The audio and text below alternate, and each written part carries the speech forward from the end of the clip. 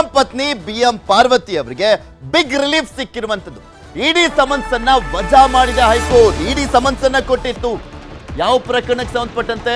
ಮೂಡಾ ಪ್ರಕರಣಕ್ಕೆ ಸಂಬಂಧಪಟ್ಟಂತೆ ಇಡಿ ಸಮನ್ಸ್ ಕೊಟ್ಟಿತ್ತು, ವಿಚಾರಣೆಗೆ ಹಾಜರಾಗಬೇಕು ಅಂತ. ವಾದ ಪ್ರತಿವಾದವನ್ನ ಆಲಿಸಿದ್ದಂತ ಹೈಕೋರ್ಟ್ ಇವತ್ತಿಗೆ ತೀರ್ಪನ್ನ ಕಾಯ್ದಿರಿಸಿತ್ತು. ಒಂದು ಬಿಗ್ ರಿಲೀಫ್ ಸಿದ್ದರಾಮಯ್ಯನವರಿಗೂ ಕೂಡ ಸಿಕ್ಕಿತ್ತು. ಈ ಹಿಂದೆ ಸಿಬಿಐಗೆ ಕೊಡಬೇಕಾ ಬೇಡವಾ ಅನ್ನುವಂಥ ವಿಚಾರದಲ್ಲಿ ಸಿಬಿಐಗೆ ಕೊಡುವಂತ ಅವಶ್ಯಕತೆ ಇಲ್ಲ ಅಂತ ಹೈಕೋರ್ಟ್ ತೀರ್ಪನ್ನ ಕೊಟ್ಟು ಸಿದ್ದರಾಮಯ್ಯನವರು ಕೂಡ ಬೀಸೋದೊಣ್ಣೆಯಿಂದ ಪಾರಾಗಿದ್ರು. ಈಗ ಅವರ ಪತ್ನಿ ಪಾರ್ವತಿ ಅವರು ಕೂಡ ಅಷ್ಟೇ. ಇಡಿ ಸಮನ್ಸ್ ಅನ್ನ ವಜಾ ಮಾಡಿದ ಹೈಕೋರ್ಟ್. ನಗರಾಭಿವೃದ್ಧಿ ಸಚಿವ ಭೈರತಿ ಸುರೇಶ್ಗೂ ಕೂಡ ರಿಲೀಫ್ ಸಿಕ್ಕಿರುವಂತದ್ದು. ಇವರಿಬ್ರು ಕೂಡ ಹೈಕೋರ್ಟ್ ಮೆಟ್ಟಿಲೇರಿದ್ರು, ಅರ್ಜಿಯನ್ನ ಹಾಕೊಂಡಿದ್ರು ಇವರು ಕೊಟ್ಟಿರುವಂತ ಒಂದು ನೋಟಿಸ್ ವಿಚಾರಕ್ಕೆ ಸಂಬಂಧಪಟ್ಟಂತೆ. ಸೊ ಇಬ್ಬರಿಗೂ ಬಿಗ್ ರಿಲೀಫ್ ಸಿಕ್ಕಿದೆ. ಸೊ ಮೂಡಾ ಪ್ರಕರಣದಲ್ಲಿ ಆಲ್ಮೋಸ್ಟ್ ಸಿದ್ದರಾಮಯ್ಯನವರು ಕೂಡ ಪಾರಾದಂತೆ ಆಗ್ತದೆ. ಅಕಸ್ಮಾತ್ ಇದು ಯಾಕೆ ಇಂಪಾರ್ಟೆಂಟ್ ಆಗುತ್ತೆ ಅಂದ್ರೆ, ಅಕಸ್ಮಾತ್ ಇಲ್ಲಿ ಸಿದ್ದರಾಮಯ್ಯನವರ ಪತ್ನಿ ಪಾರ್ವತಿ ಅವರು ಮತ್ತೆ ಭೈರತಿ ಸುರೇಶ್ ಅವರ ವಿಚಾರಣೆಗೆ ಗ್ರೀನ್ ಸಿಗ್ನಲ್ ಸಿಕ್ಕಿದ್ದಿದ್ರೆ ನೆಕ್ಸ್ಟ್ ಇದ್ದಿದ್ದ ವಿಕೆಟ್ ಸಿದ್ದರಾಮಯ್ಯನವರು, ನೆಕ್ಸ್ಟ್ ಇದ್ದಿದ್ದಂತ ಸರದಿನೇ ಸಿದ್ದರಾಮಯ್ಯನವರಿಗೆ ನೆಕ್ಸ್ಟ್ ನೋಟಿಸ್ ಕೊಟ್ಬಿಟ್ಟು ಅವ್ರನ್ನು ಕೂಡ ವಿಚಾರಣೆಗೆ ಕರಿತಾ ಇದ್ರು ಇಡಿ ಅವರು. ಆದ್ರೆ ಈಗ ಇವ್ರಿಗೆ ಬ್ರೇಕ್ ಬಿದ್ದಿರುವಂತ ಕಾರಣಕ್ಕೋಸ್ಕರ ವಿಚಾರಣೆಯನ್ನು ಮಾಡುವಂತ ನಿಟ್ಟಿನಲ್ಲಿ ನೆಕ್ಸ್ಟ್ ಸಿದ್ದರಾಮಯ್ಯನವರಿಗೆ ನೋಟಿಸ್ ಅನ್ನ ಕೊಡುವಂತ ವಿಚಾರದಲ್ಲಿ ಯಾವ ರೀತಿಯಾದಂತ ನಡೆಯನ್ನ ಇಡಿ ಹಾಗಾದ್ರೆ ಅನುಸರಿಸುತ್ತೆ ಅನ್ನುವಂತ ಪ್ರಶ್ನೆ ಈಗ ಇದೆ. ಬಿಎಂ ಪಾರ್ವತಿ ವಿರುದ್ಧ ಇಡಿ ತನಿಖೆಯನ್ನು ಕೂಡ ರದ್ದು ಮಾಡಲಾಗಿದೆ. ಮೇಜರ್ ಅಪ್ಡೇಟ್ ಇದು. ಅವರಿಗೆ ಬಿಗ್ ರಿಲೀಫ್ ಜೊತೆಗೆ ತನಿಖೆಯನ್ನು ಕೂಡ ರದ್ದು ಮಾಡಲಾಗಿದೆ.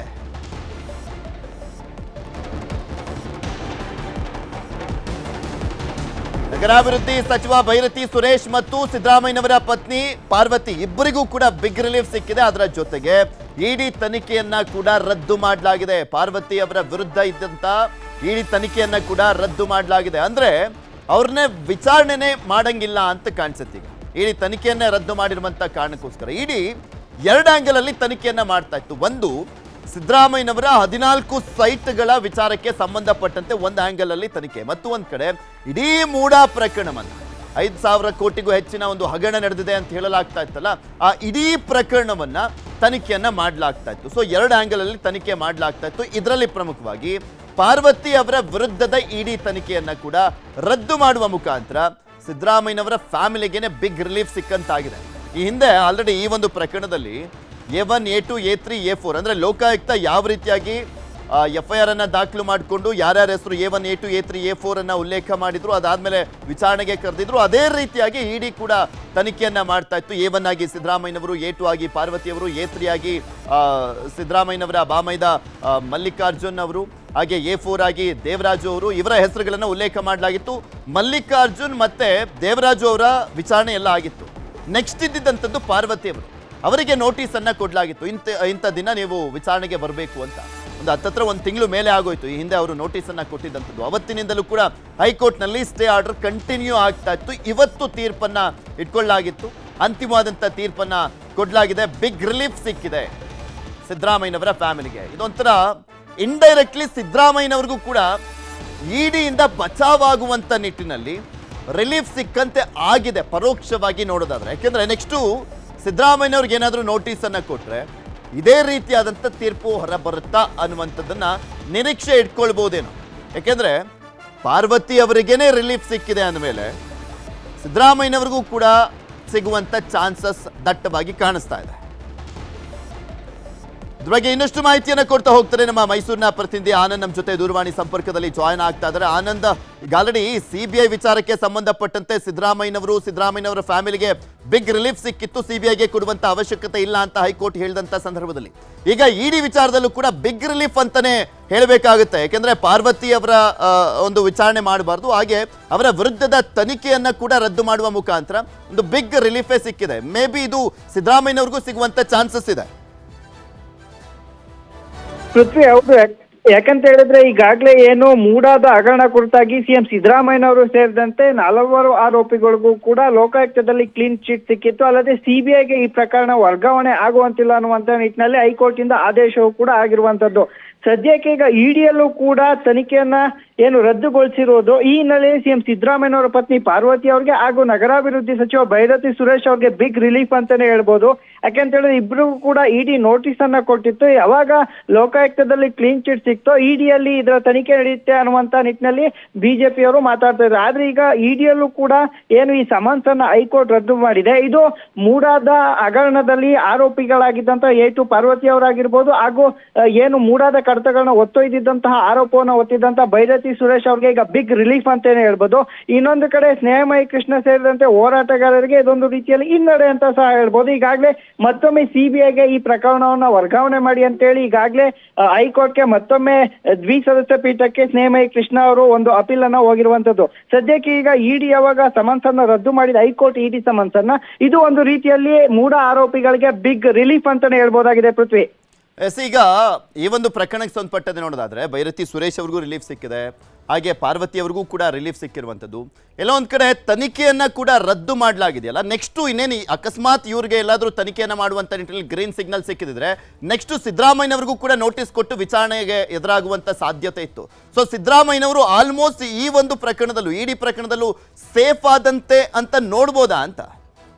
ಖಂಡಿತ ಪೃಥ್ವಿ, ಯಾಕಂತ ಹೇಳಿದ್ರೆ ಈ ಒಂದು ಕಡೆ ಲೋಕಾಯುಕ್ತದಲ್ಲಿ ಕ್ಲೀನ್ ಚಿಟ್ ಸಿಕ್ಕಿತ್ತು, ಮತ್ತೊಂದು ಕಡೆ ಸಿಬಿಐ ಅರ್ಜಿ ಕೂಡ ರದ್ದಾಗಿತ್ತು. ಇದೀಗ ಸಿಎಂ ಸಿದ್ದರಾಮಯ್ಯನವರ ಪತ್ನಿ ಪಾರ್ವತಿ ಅವರು A2 ಆರೋಪಿ ಆಗಿರೋದ್ರಿಂದ ಅವ್ರಿಗೂ ಕೂಡ ಇಡಿ ಸಮನ್ಸೆಯನ್ನು ಹೈಕೋರ್ಟ್ ರದ್ದು ಮಾಡಿದೆ. ಇದು ಎಲ್ಲೋ ಒಂದು ಕಡೆ ಸಿಎಂ ಸಿದ್ದರಾಮಯ್ಯನವ್ರಿಗೂ ಕೂಡ ಜಯ ಅಂತಾನೆ ಹೇಳ್ಬೋದು. ಯಾಕಂತ ಹೇಳಿದ್ರೆ ಇವರಿಬ್ರು ಒಂದು ವೇಳೆ ಇವ್ರಿಗೆ ಸಮನ್ಸ್ ಅನ್ನ ಹೈಕೋರ್ಟ್ ರದ್ದು ಮಾಡ್ಲಿಲ್ಲ ಅಂದಿದ್ರೆ ಇವರಿಬ್ರು ಕೂಡ ತನಿಖೆಯನ್ನು ಎದುರಿಸಬೇಕಾಗಿತ್ತು. ನಂತರದಲ್ಲಿ ಅದು A1 ಆರೋಪಿ ಆಗಿರುವಂತಹ ಸಿದ್ದರಾಮಯ್ಯನವರು ಕೂಡ ಇಡಿ ಸಮನ್ಸ್ ಅನ್ನ ಕೊಡ್ಲಿಕ್ಕಿತ್ತು. ಸದ್ಯ ಈಗ ಈ ಸಮನ್ಸ್ ರದ್ದ ಏನಾಗಿದೆ. ಹೋಗ್ತೀನಿ. ನಮ್ಮ ಜೊತೆ ಸ್ನೇಹಮಯಿ ಕೃಷ್ಣ ಅವರು ದೂರುದಾರರು ದೂರವಾಣಿ ಸಂಪರ್ಕದಲ್ಲಿ ಜಾಯ್ನ್ ಆಗಿದ್ದಾರೆ. ನಮಸ್ಕಾರ ಸ್ನೇಹಮಯಿ ಕೃಷ್ಣ ಅವರೇ. ನಮಸ್ಕಾರ. ಈಗ ಇಡಿಯಿಂದ ರಿಲೀಫ್ ಸಿಕ್ಕಿದೆ ಸಿದ್ದರಾಮಯ್ಯನವರ ಪತ್ನಿ ಮತ್ತು ಭೈರತಿ ಸುರೇಶ್ ಅವರಿಗೂ ಕೂಡ, ಏನ್ ಹೇಳಿಕ್ ಬಯಸ್ತೀರಾ ಸರ್? ಅದೇ ಮಾನ್ಯ ನ್ಯಾಯಾಲಯ ಯಾವ ಅಂಶಗಳನ್ನು ಪರಿಗಣಿಸಿ ಆದೇಶ ಮಾಡಿದ್ರೆ ನನಗೆ ಗೊತ್ತಿಲ್ಲ. ಅದು ಅಂಶ ನೋಡಿದ ನಂತರ ಬಹುಶಃ ಇಡಿ ಅವರು ಮೇಲ್ಮನವಿ ಸಲ್ಲಿಸ್ತಾರೆ. ಈಗಾಗಲೇ ಟಿವಿ ನಟೇಶ್ ವಿಚಾರದಲ್ಲಿ ಇಡಿ ಅವರು ಮೇಲ್ಮನವಿ ಸಲ್ಲಿಸಿದ್ದಾರೆ. ಬಹುಶಃ ಅದೇ ರೀತಿ ಇದ್ರು ಕೂಡ ಮೇಲ್ಮನವಿ ಸಲ್ಲಿಸ್ತಾರೆ. ಕಾನೂನು ಅವಕಾಶಗಳು ಏನಿದೆ ಅದೆಲ್ಲ ಬಳಸ್ಕೊಂಡು ಹೋರಾಟ ಮುಂದುವರೆದಿದೆ ಸರ್. ಇಷ್ಟಿಗೆ ನಿಲ್ಲಲ್ಲ. ಈಗ ಡಬಲ್ ಬೆಂಚಿಗೆ ಹೋಗ್ಬೇಕಾಗತ್ತೆ ಅಂತ ಕಾಣಿಸುತ್ತೆ. ಹೌದು ಸರ್, ಹೌದು. ಹೈಕೋರ್ಟ್ ಅಂದ್ರೆ ಇಲ್ಲಿ ಎಲ್ಲೋ ಒಂದ್ ಕಡೆ ಇದೇ ವಿಚಾರವನ್ನೇ ಇಟ್ಕೊಂಡು ನೋಡೋದಾದ್ರೆ ನೆಕ್ಸ್ಟ್ ಎಲ್ಲೋ ಒಂದ್ ಕಡೆ ಸಿದ್ದರಾಮಯ್ಯನವರು ಪಾರಾಗುವಂತ ಚಾನ್ಸಸ್ ಜಾಸ್ತಿನೇ ಇದೆ ಸರ್. ಖಂಡಿತ ಅದು ಇಡಿ ಅವ್ರದ್ದು ಏನ್ ಮಾತ್ರ ನಂಗೆ ಗೊತ್ತಿಲ್ಲ. ಇಲ್ಲಿ ಸಮಸ್ಯೆ ಏನಾಗಿದೆ ಅಂದ್ರೆ ಅವ್ರು ಯಾವ್ದೇ ತಪ್ಪು ಮಾಡೋದ್ರ ಬಗ್ಗೆ ಇದ್ ಮಾಡ್ತಾ ಇದಾರೆ. ಆ ಕಾರಣಕ್ಕೋಸ್ಕರ ನಾನು ಈ ಜನಪ್ರತಿನಿಧಿ ವಿಶೇಷದಲ್ಲಿ ಅವ್ರು ತಪ್ಪು ಮಾಡಿದ್ರಂದ ಸಾಬೀತುಪಡಿಸೋದಕ್ಕೆ ಎಲ್ಲಾ ಅವಕಾಶಗಳನ್ನು ಬಳಸೋಕೆ ಪ್ರಯತ್ನ ಪಡ್ತಾ ಇದೀನಿ. ಅದಾದ ನಂತರ ಬಹುಶಃ ಎಲ್ರಿಗೂ ಸತ್ಯ ಗೊತ್ತಾಗುತ್ತೆ, ಇವ್ರು ಎಷ್ಟರ ಮಟ್ಟಿಗೆ ತಪ್ಪು ಮಾಡಿದಾರೆ ಅನ್ನೋದು ಗೊತ್ತಾಗುತ್ತೆ. ಇಲ್ಲಿ ಏನ್ ಮೋಡ ಹಗರಣದಲ್ಲಿ ನಡೆದಿದೆ, ಈ ಮೋಡ ಹಗರಣದಲ್ಲಿ ಎಲ್ಲದಕ್ಕೂ ಪಿತಾಮಹ ಸಿದ್ದರಾಮಯ್ಯನವ್ರನ್ನ ತೋರ್ಸೋತೀನಿ.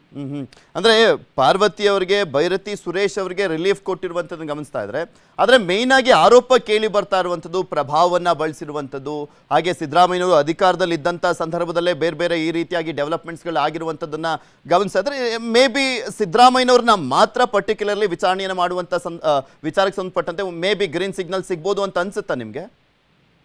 ಅದೇ ನೋಡಬೇಕು ಸರ್. ಇಡಿ ಅವರು ಏನ್ ಕಾನೂನು ಅವಕಾಶ ಬಳಸ್ಕೊಂಡು ಏನ್ ಮಾಡ್ತಾರೆ ನೋಡಬೇಕು ಸರ್. ಅವರು ಏನ್ ಮಾಡ್ತಾರೆ ನನಗೆ ಗೊತ್ತಿಲ್ಲ. ಅವ್ರ ಪ್ರಯತ್ನಗಳು ಮಾಡ್ತಾರೆ ನನ್ನ ಪ್ರಕಾರ. ಈಗ ನೀವು ಬೇರೆ ಸುಪ್ರೀಂ ಕೋರ್ಟ್ಗೆ ಹೋಗ್ತೀನಿ ಅಂತ ಹೇಳ್ತಾ ಇದ್ರಿ, ಯಾವಾಗ ಹೋಗ್ಬೋದು? ಹೈಕೋರ್ಟ್ಗೆ ಅಪೀಲ್ ಹಾಕೊಂಡಿದ್ವಿ ಸರ್. ಹೈಕೋರ್ಟ್ಗೆ ಈಗಾಗಲೇ ಹೈಕೋರ್ಟ್ ಡಬಲ್ ಬೆಂಚ್ಗೆ ಹಾಕೊಂಡಿದೀವಿ. ಬಹುಶಃ ಮುಂದಿನ ವಾರ ಅದು ವಿಚಾರಣೆಗೆ ಬರ್ತಾ ಇರುತ್ತೆ. ಅದೇ ಸಿಬಿಐಗೆ ಕೊಡ್ಬೇಕಾ ಬೇಡವಾ ಅನ್ನುವಂಥದ್ರ ಬಗ್ಗೆ ಮತ್ತೆ ಅಪೀಲ್. ಹೌದು ಸರ್, ಮೇಲ್ಮನೆ ಹಾಕಿದೀವಿ. ಓಕೆ, ಅಂದ್ರೆ ಇಲ್ಲಿ ಮಾಹಿತಿ ಕೊರತೆಯ ಕಾರಣಕ್ಕೋಸ್ಕರನೇ ಈಗ ಅವ್ರಗಳ ವಿಚಾರಣೆ ಆಗಿರ್ಬೋದು ಅಥವಾ ಅವರ ವಿರುದ್ಧ ಯಾವ್ದಾದ್ರು ಸಾಕ್ಷಿಯನ್ನ ಪ್ರೂವ್ ಮಾಡುವಂತ ನಿಟ್ಟಿನಲ್ಲಿ ಫೇಲ್ಯೂರ್ ಆಗ್ತಾ ಇದೆಯಾ ಇಲ್ಲಿ?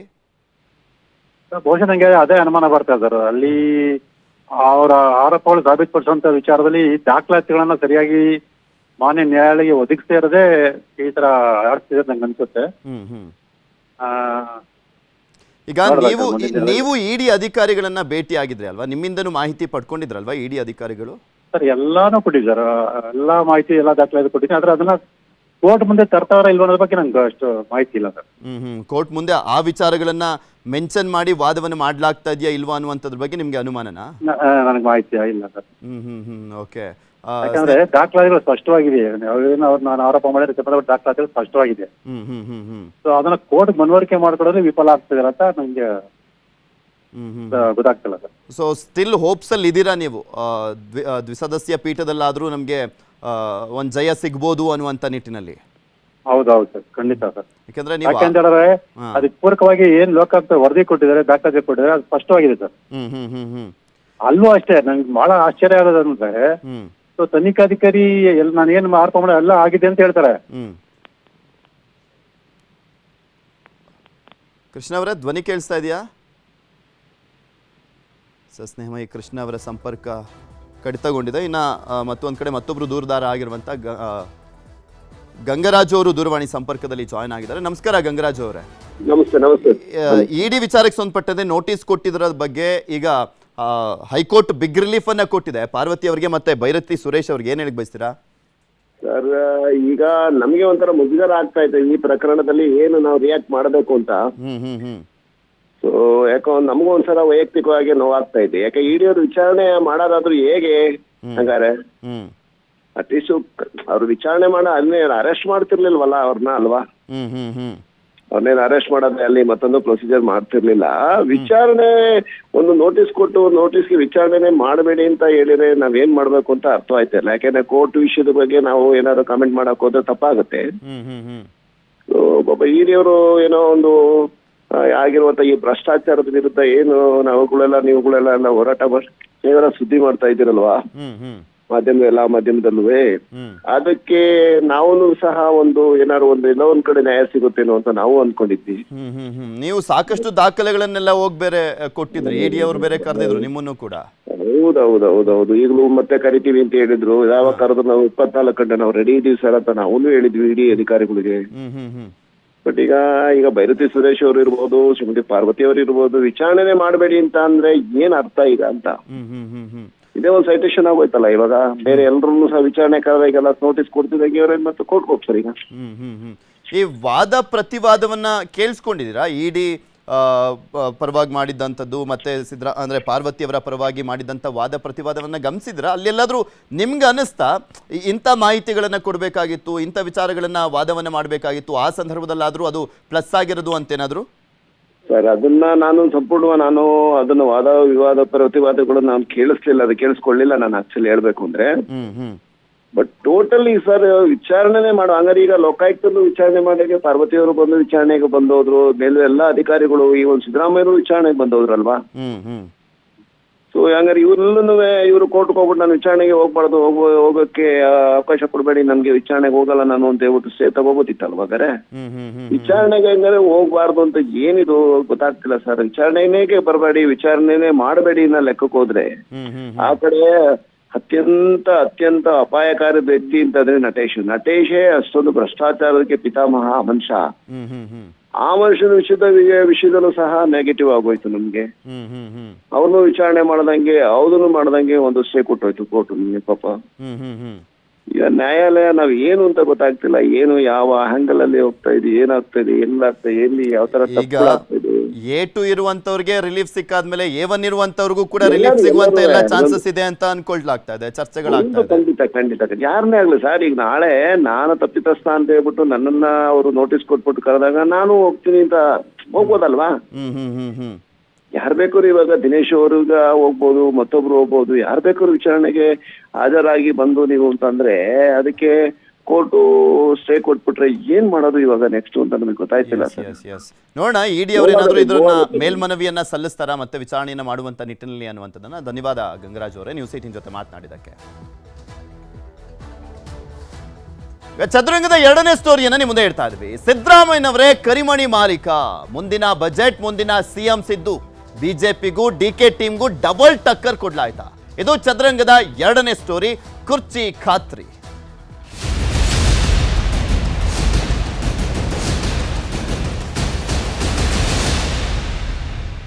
ಬಜೆಟ್ ಬಳಿಕ ರಾಜ್ಯದ ಕರಿಮಣಿ ಮಾಲೀಕ ಯಾರಪ್ಪ ಅಂತ ಕೇಳಿದ್ರು ಬಿಜೆಪಿಯ ನಾಯಕರುಗಳು.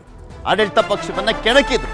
ಬಜೆಟ್ ನಂತರ ಯಾರಾಗ್ತಾರೆ ಅನ್ನುವಂಥದ್ದನ್ನ ಪದೇ ಪದೇ ಪ್ರಶ್ನೆ ಮಾಡಿದ್ರು. ಯಾಕೆಂದ್ರೆ ಸಿದ್ದರಾಮಯ್ಯನವರು ಚೇಂಜ್ ಆಗ್ಬೋದು, ಬಜೆಟ್ ಆದ ಬಳಿಕ ಅವರು ಚೇಂಜ್ ಆಗುವಂತ ಸಾಧ್ಯತೆ ಇದೆ ಅನ್ನುವಂಥದ್ದು ದೊಡ್ಡ ಮಟ್ಟದಲ್ಲಿ ಚರ್ಚೆ ಆಗ್ತಾ ಇದೆಯಲ್ಲ. ಅಧಿಕಾರ ಹಂಚಿಕೆಯ ವಿಚಾರದ ಬಗ್ಗೆ ಪವರ್ ಶೇರಿಂಗ್ ಸ್ಟ್ರಗ್ಲಿಂಗ್ ಆಗ್ತಾ ಇದೆಯಲ್ಲ ಕಾಂಗ್ರೆಸ್ನಲ್ಲಿ, ಅದನ್ನೇ ಬಿಜೆಪಿಯವರು ಬಂಡವಾಳ ಮಾಡಿಕೊಂಡು ಪದೇ ಪದೇ ಪ್ರಶ್ನೆ ಮಾಡ್ತಾ ಇದ್ರು.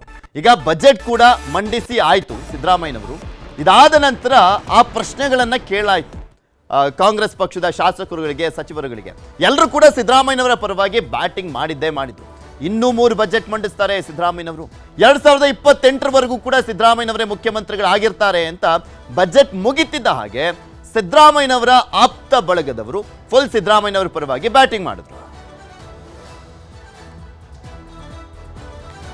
ಸಿದ್ದರಾಮಯ್ಯನವರು ಬದಲಾಗ್ತಾರೆ ಅನ್ನುವಂಥ ಚರ್ಚೆಗಳಿತ್ತಲ್ಲ, ಅದರಲ್ಲೂ ಪ್ರಮುಖವಾಗಿ ಬಜೆಟ್ ನಂತರ ಸಿದ್ದರಾಮಯ್ಯನವರ ಕುರ್ಚಿ ಬದಲಾವಣೆಯ ವಿಚಾರಕ್ಕೆ ಸಂಬಂಧಪಟ್ಟಂತೆ ಮತ್ತಷ್ಟು ವೇಗ ಸಿಗುವಂತ ಎಲ್ಲ ಚಾನ್ಸಸ್ಗಳು ಕೂಡ ಕಂಡು ಬರ್ತಾ ಇದೆ. ಆದ್ರೆ ಸಿದ್ದರಾಮಯ್ಯನವರ ಬಣದವರು ಮಾತ್ರ ಇಲ್ವೇ ಇಲ್ಲ, ಸಿದ್ದರಾಮಯ್ಯನವರು ಚೇಂಜ್ ಆಗೋದೇ ಇಲ್ಲ, ಚಾನ್ಸೇ ಇಲ್ಲ, 2028ರವರೆಗೂ ಕೂಡ ಸಿದ್ದರಾಮಯ್ಯನವರೇ ಇರ್ತಾರೆ ಅನ್ನುವಂಥದ್ರ ಬಗ್ಗೆ ಎಲ್ಲರೂ ಕೂಡ ಮಾತನಾಡಿದ್ದೇ ಬಂತು. ಹಾಗಾದ್ರೆ ಯಾವ ರೀತಿಯಾಗಿ ಬ್ಯಾಟಿಂಗ್ ಅನ್ನ ಮಾಡಲಾಯಿತು ಸಿದ್ದರಾಮಯ್ಯನವರ ಪರವಾಗಿ, ಯಾವೆಲ್ಲ ವಿಚಾರಗಳ ಬಗ್ಗೆ ಅವರ ಪರವಾಗಿರುವಂತಹ ಸಚಿವರುಗಳು ಮಾತನಾಡ್ತಾ ಹೋದ್ರು ಅನ್ನುವಂಥದ್ದನ್ನ ನೋಡ್ತಾ ಹೋಗೋಣ. ಕುರ್ಚಿ ವಿಚಾರಕ್ಕೆ ಸಂಬಂಧಪಟ್ಟಂತೆ ದಾಖಲೆಯ 16ನೇ ಬಜೆಟ್ ಅನ್ನ ಮಂಡನೆ ಮಾಡಿದ್ರು ಸಿದ್ದರಾಮಯ್ಯನವರು. ಸಿಎಂ ಕುರ್ಚಿ ಖಾತ್ರಿ ಆಯ್ತಾ ಅನ್ನುವಂಥ ಪ್ರಶ್ನೆಗೆ ಮಾತ್ರ ಇನ್ನು ಮೇಲೆ ಸಾಕಷ್ಟು ಚರ್ಚೆ ಆಗುವಂತ ಸಾಧ್ಯತೆ ಇದೆ. ಬಜೆಟ್ ನಂತರ ರಾಜ್ಯದ ಕರಿಮಣಿ ಮಾಲೀಕ ಯಾರು ಅಂತ ಪ್ರಶ್ನೆಯನ್ನ ಮಾಡಿದ್ರು ಬಿಜೆಪಿಯವರು. ಈಗ ಬಜೆಟ್ ಆಗಿದೆ ಅಲ್ವಾ, ಅದಕ್ಕೆ ಮತ್ತಷ್ಟು ವೇಗ ಸಿಗುವಂತ ಎಲ್ಲ ಚಾನ್ಸಸ್ ಇದೆ. ಸದನದ ಒಳಗಡೆ ಪ್ರಶ್ನೆಯನ್ನ ಮಾಡಿದ್ರು ಬಿಜೆಪಿಯ ನಾಯಕರು, ಸ್ಪೆಷಲಿ ಸುನಿಲ್ ಕುಮಾರ್ ಅವರು ಪ್ರಶ್ನೆ ಮಾಡಿದ್ರು. ಕರಿಮಣಿ ಮಾಲೀಕ ಯಾರು ಹೇಳ್ರಪ್ಪ ಬಜೆಟ್ ನಂತರ ಅಂತೆಲ್ಲ ಕೇಳಿದ್ರು. ಸಿಎಂ ಕುರ್ಚಿ ಡೋಲಾಯಮಾನದ ಬಗ್ಗೆಯೇ ಹೆಚ್ಚು ಚರ್ಚೆ ಆಗ್ತಾ ಇತ್ತು.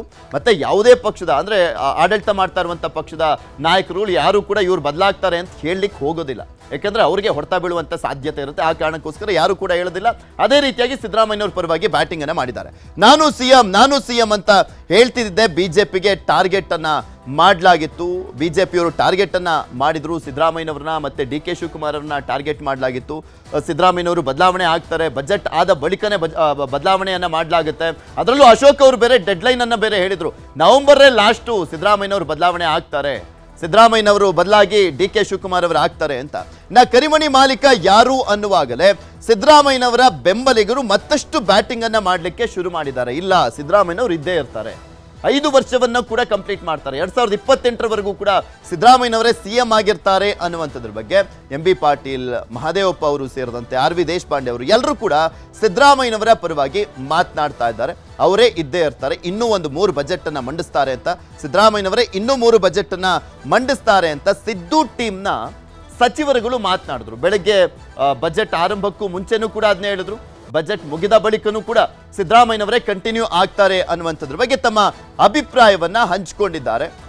ಅವರು ಎಲ್ಲರೂ ಕೂಡ ಅಷ್ಟೇ, ಸಿದ್ದರಾಮಯ್ಯನವ್ರನ್ನ ಬದಲಾವಣೆ ಮಾಡ್ಲಿಕ್ಕೆ ಸಾಧ್ಯ ಇಲ್ಲ ಅಂತ ಹೇಳಿದ್ರು. ವಿಧಾನಸೌಧದ ಮೊಗಸಾಲೆ ತುಂಬೆಲ್ಲ ಸಿದ್ದು ಪೂರ್ಣಾವಧಿಯದ್ದೇ ಚರ್ಚೆ ಆಗ್ತಾ ಇತ್ತು ಇವತ್ತು. ಯಾಕೆಂದ್ರೆ ಬಜೆಟ್ ಆದ ಬಳಿಕನೇ ಚೇಂಜ್ ಆಗುವಂತ ಚಾನ್ಸಸ್ ಇದೆ ಅಂತ ಬೇರೆ ಹೇಳಲಾಗ್ತಾ ಇತ್ತಲ್ಲ. ಆ ಕಾರಣಕ್ಕೋಸ್ಕರ ಬಜೆಟ್ ಮುಗಿತಿದ್ದ ಹಾಗೆ ಕಾಂಗ್ರೆಸ್ನ ಶಾಸಕರುಗಳಾಗಿರ್ಬೋದು, ಬಿಜೆಪಿ ಶಾಸಕರುಗಳು ಮತ್ತೆ JDSನ ಶಾಸಕರುಗಳು ಇವರೆಲ್ಲರೂ ಕೂಡ ಇದೇ ವಿಚಾರವನ್ನ ಚರ್ಚೆ ಮಾಡ್ತಾ ಇದ್ರು ಅನ್ನುವಂಥದ್ರ ಬಗ್ಗೆ ನಮ್ಮ ಪ್ರತಿನಿಧಿ ಹೇಳ್ತಾ ಇದ್ರು. ಅಲ್ಲಿ ಹೈಕಮಾಂಡ್ನಲ್ಲಿ ಯಾವುದೇ ತೀರ್ಮಾನ ಆಗಿಲ್ಲ ಎಂಬುದು ಸಿದ್ದು ಟೀಮ್ನ ವಾದ.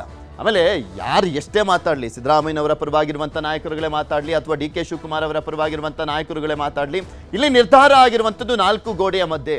Mallikarjun Kharge, Rahul Gandhi, KC Venugopal, D K Shivakumar, ಸಿದ್ದರಾಮಯ್ಯನವರು, ರಣದೀಪ್ ಸಿಂಗ್ ಸುರ್ಜೇವಾಲಾ, ಸೋನಿಯಾ ಗಾಂಧಿ ಇವರ ನಡುವೆ ಚರ್ಚೆ ಆಗಿರುವಂಥದ್ದು ಪವರ್ ಶೇರಿಂಗ್ ವಿಚಾರಕ್ಕೆ ಸಂಬಂಧಪಟ್ಟಂತೆ. ಯಾರು ಎಷ್ಟೇ ಬ್ಯಾಟಿಂಗ್ ಮಾಡಿದ್ರು ಕೂಡ ಅಷ್ಟೇ, ಅಂತಿಮ ತೀರ್ಮಾನ ಮತ್ತೆ ಅವತ್ತೇನು ಚರ್ಚೆ ಆಗಿತ್ತು ಅಂತ ಗೊತ್ತಿರುವಂಥದ್ದು ಆ ಟೀಮಿಗೆ ಮಾತ್ರ. ಸೊ ಹೀಗಾಗಿ ಪವರ್ ಶೇರಿಂಗ್ ಅನ್ನುವಂಥದ್ದು ನಿಜಕ್ಕೂ ಆಗಿದ್ರೆ ಅದು ಎಷ್ಟು ವರ್ಷಗಳ ಕಾಲ ಅನ್ನುವಂಥದ್ದು ಗೊತ್ತಾಗಬೇಕಾಗಿದೆ ಅಷ್ಟೇ. ಮುಖ್ಯಮಂತ್ರಿ ಬದಲಾವಣೆ, ಅಧಿಕಾರ ಹಸ್ತಾಂತರದ ಚರ್ಚೆ ಮತ್ತಷ್ಟು ವೇಗ ಸಿಗುವಂತ ಎಲ್ಲ ಚಾನ್ಸಸ್ಗಳು ಕೂಡ ಇರುವಂಥದ್ದು. ಅದರಲ್ಲೂ ತಾಲೂಕ್ ಪಂಚಾಯತಿ, ಜಿಲ್ಲಾ ಪಂಚಾಯತಿ, BBMP ಎಲೆಕ್ಷನ್ ಬೇರೆ ಇರುವಂಥದ್ದು. ಸೊ ಹೀಗಾಗಿ ಅಲ್ಲಿವರೆಗೂ ಒಂದು ಸ್ವಲ್ಪ ಸೈಲೆಂಟ್ ಆಗಿರುವಂಥ ಸಾಧ್ಯತೆ ಇದೆ. ಅದಾದ್ಮೇಲೆ ಮತ್ತಷ್ಟು ವೇಗ ಸಿಗುವಂಥ ಸಾಧ್ಯತೆ ಇದೆ. ಡಿ ಕೆ ಶಿವಕುಮಾರ್ ಅವರು ಇನ್ನಷ್ಟು ಅದೇ ವಿಚಾರದ ಬಗ್ಗೆ ಅಗ್ರೆಸಿವ್ ಆಗಿ ಮೂವ್ ಮಾಡುವಂತ ಎಲ್ಲ ಚಾನ್ಸಸ್ಗಳು ಇದ್ದಾವೆ ಅನ್ನುವಂಥದ್ದೇ ಚರ್ಚೆ ಆಗ್ತಿರುವಂಥದ್ದು. ಅಧಿವೇಶನ ಮುಗಿದ ಕೂಡಲೇ ಅಥವಾ ಅಧಿವೇಶನದ ಮಧ್ಯೆ DK ಬಣ ಇನ್ನಷ್ಟು ಆಕ್ಟಿವ್ ಆಗುತ್ತೆ ಅಂತಲೂ ಕೂಡ ಹೇಳಲಾಗ್ತಾ ಇದೆ. ಅದರ ಜೊತೆಗೆ ಸಂಪುಟ ಪುನರ್ರಚನೆಯ ವಿಚಾರ ಬೇರೆ ಚರ್ಚೆ ಆಗ್ತಾ ಇದೆ.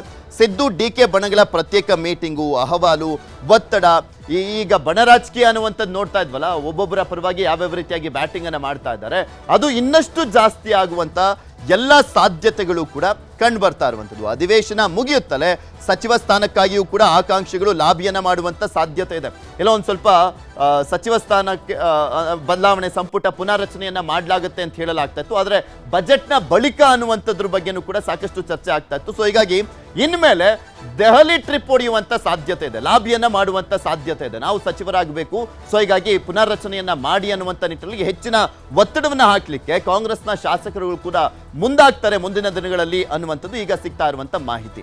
ಯಾರ್ಯಾರು ಏನೇನು ಮಾತನಾಡಿದ್ರು ಈ ವಿಚಾರದಲ್ಲಿ ನೋಡ್ಕೋಬೇಡ. ನಿಶ್ಚಿತವಾಗಿ ಅದ್ರಾಗೇನಿದೆ, ದೇವರಾಜ್ ಇನ್ನೂ 2028ರವರೆಗೆ ಅವರು ಮುಖ್ಯಮಂತ್ರಿಗಳಿರ್ತಾರೆ. ಅಂದ್ರೆ ಇನ್ನು ಬದಲಾವಣೆ ಇಲ್ಲ ಸರ್. ನೋಡಿ, ನಮ್ಮ ಪಕ್ಷದಲ್ಲಿ ಹೈಕಮಾಂಡ್ ಇದೆ. ಇವತ್ತೊಂದು ದಿವಸ ಹೈಕಮಾಂಡ್ ಇರ್ತದೆ, ಇವತ್ತೊಂದು ದಿವಸ ಬದಲಾವಣೆ ಮಾಡ್ತೀವಿ ಅಂತ ಯಾರು ಹೇಳಿದ್ದಾರೆ? ಮುಖ್ಯಮಂತ್ರಿಗಳ ಕೊನೆ ಬಜೆಟ್ ಅಂತೇಳಿ ದೊಡ್ಡ ಚರ್ಚೆ ಆಗ್ತಿದೆ. ಅವ್ರು ಹೇಳಿದಾರ, ನಮ್ಮ ಪಾರ್ಟಿ ಹೈಕಮಾಂಡ್ ಹೇಳಿದ್ಯಾ? ನೋಡ್ರಿ, ಯಾವಾಗ ಯಾರನ್ನ ಮಾಡಬೇಕು ಅನ್ನೋದನ್ನ ನಾವು ತೀರ್ಮಾನ ತಗೋತೀವಿ ಅಂತ ಹೇಳಿದ್ದಾರೆ. ಇಲ್ಲಿ ಯಾವುದು ಗೊಂದಲ ಇಲ್ಲ, ಯಾವ ಕೊನೆನೂ ಇಲ್ಲ, ಪಟ್ಟೂ ಇಲ್ಲ. ಸೊ ನಮ್ಮ ಪಕ್ಷದ ತೀರ್ಮಾನ ನಮ್ಮ ಪಕ್ಷದವ್ರ ಕೈಲಿ ಇರುತ್ತೆ, ಬಿಜೆಪಿ JDS ಅವ್ರ ಕೈಲಿ. ಸಿದ್ದರಾಮಯ್ಯನವರು ಇದು ಕೊನೆ ಬಜೆಟ್ ಅಂತ ಹೇಳ್ತಾ ಇದ್ದಾರೆ ಸರ್. ಯಾರು ಪ್ರತಿಪಕ್ಷಗಳು ಹೇಳ್ತಾ ಇದ್ದಾರೆ, ಸಾರ್ವಜನಿಕ ಚರ್ಚೆನೂ ಆಗ್ತಾ ಇದೆ ಸರ್. ಹೇಳ್ತಾರೆ, ಅವ್ರು ಕರೆಸ್ತಾರೆ. ಅದೇ ಸಿದ್ದರಾಮಯ್ಯ ಭಯ ಹೇಳ್ತಾ ಇದ್ದಾರೆ. ಇನ್ನು 3 ಬಜೆಟ್ ಇವೆ. ಇನ್ನು 3 ಬಜೆಟ್ ಸಿದ್ದರಾಮಯ್ಯನವರೇ ಮಂಡಿಸ್ತಾರೆ ಸರ್. ಸರ್, ಇನ್ನು 3 ಬಜೆಟ್ ಸಿದ್ದರಾಮಯ್ಯನವರೇ ಮಂಡಿಸ್ತಾರೆ. ಹೌದು, ಯಾಕೆ ಮಂಡಿಸಲ್ಲ? ಅವರು ಮಂಡಿಸ್ಬೇಕು, ಮತ್ತೆ ನಾನು ಮಂಡಿಸ್ಲಿಕ್ಕೆ ಆಗ್ತದೆ? ಅವರು ಮಂಡಿಸ್ಬೇಕು, ಅವರೇ ಮುಂದುವರಿತಾರೆ ಮುಖ್ಯಮಂತ್ರಿಯಾಗಿ. ಹೌದು, ನಮ್ಮ ಕಡೆ ಯಾವುದೇ ತರದ ಆ ಪ್ರಕಾರದ ಬದಲಾವಣೆ ಆಗಬೇಕು, ಏನಾಗಬೇಕಂತ ಏನು ಚರ್ಚೆ ಇಲ್ಲ, ಯಾವುದೂ ಇಲ್ಲ. ಸುಮ್ಮನೆ ಅನಾವಶ್ಯಕ. ನೆಕ್ಸ್ಟ್ ಬಜೆಟ್ ಅವರೇ ಮಂಡಿಸ್ತಾರೆ.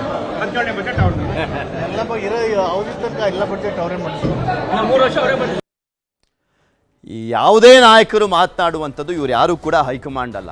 ಸಿದ್ದರಾಮಯ್ಯನವರು ಮುಂದುವರಿತಾರೆ ಅಂತ ಹೇಳಿದ ತಕ್ಷಣ ಹಂಗಾದ್ರೆ ಸಿದ್ದರಾಮಯ್ಯನವರನ್ನ ಮುಂದುವರಿಸೋದಕ್ಕೆ ಅಥವಾ ಅವ್ರನ್ನ ಕೆಳಗಿಳಿಸುವಂತ ನಿಟ್ಟಿನಲ್ಲಿ ನೋಡೋದಾದ್ರೆ ಹೈಕಮಾಂಡ್ ತೀರ್ಮಾನ ಯಾವ ರೀತಿಯಾಗಿ ಇರುವಂಥದ್ದು ಅನ್ನುವಂಥದ್ದು ಕಾದು ನೋಡಬೇಕು. ಆದರೆ ಏನೇ ಆಗಲಿ, ಸಿದ್ದರಾಮಯ್ಯನವ್ರನ್ನ ಏನಾದರೂ ಕೆಳಗಿಳಿಸಬೇಕು ಅಂದರೆ ಸಿದ್ದರಾಮಯ್ಯನವರ ಒಪ್ಪಿಗೆ, ಅವ್ರನ್ನ ಮನವೊಲಿಸಿದ್ರೆ ಮಾತ್ರನೇ ಸಾಧ್ಯ. ಇಲ್ಲಾಂದ್ರೆ ಅಲ್ಲೋಲ ಕಲ್ಲೋಲ ಸೃಷ್ಟಿಯಾಗುವಂಥ ಎಲ್ಲ ಚಾನ್ಸಸ್ ಇದೆ ಕಾಂಗ್ರೆಸ್ನಲ್ಲಿ. ಕಾದು ನೋಡೋಣ ಏನೇನಾಗುತ್ತೆ ಅನ್ನುವಂಥದ್ದನ್ನು. ಇದಾಗಿತ್ತು ಇವತ್ತಿನ ಚದುರಂಗ. ನೋಡ್ತಾ ಇರಿ News 18, ಜಾಲ ನಮ್ಮದು, ಬಲ ನಿಮ್ಮ.